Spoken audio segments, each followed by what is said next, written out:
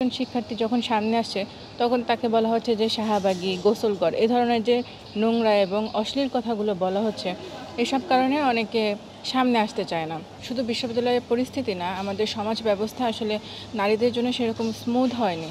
সমাজ থেকে বলা হচ্ছে যে নারীরা নেতৃত্বে আসুক, কিন্তু একজন নারী যখন নেতৃত্ব পর্যায়ে যাচ্ছে তখন সাইবার বুলিংয়ের শিকার হতে হচ্ছে, ট্যাগিং, ব্যাশিং বা এমনকি চরিত্র নিয়েও প্রশ্ন করা হচ্ছে। একজন ইসলামপন্থী বা একজন খুবই সাধারণ একটা মেয়ে যখন নেতৃত্বে আসে তখন তার চরিত্র কিংবা তাকে ছাত্রী সংস্থার বা শিবির বলে ট্যাগিং দেওয়া হচ্ছে।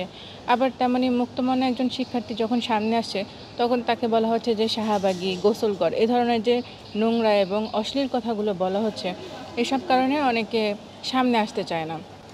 দেখা যায় যে মুক্তমনা শিক্ষার্থীরা হয়তো সেটা ওভারকাম করতে পারে, কিন্তু একজন অতি সাধারণ নারী যে তার ইচ্ছা আছে, যোগ্যতাও আছে, কিন্তু তবুও সে সামনে আসতে পারে না। যেমন আমি শিবির সমর্থিত প্যানেলে দাঁড়ানোর পরে আমাকে নিয়ে অনলাইনে বিভিন্ন পেজ, বিভিন্ন ব্যক্তি, এমনকি আমার অপোনেন্টে যিনি দাঁড়াবেন বা অপোনেন্ট প্যানেলে যিনি নেতৃত্ব দিবেন, সেও হচ্ছে আমাকে নিয়ে নোংরামো করেছে।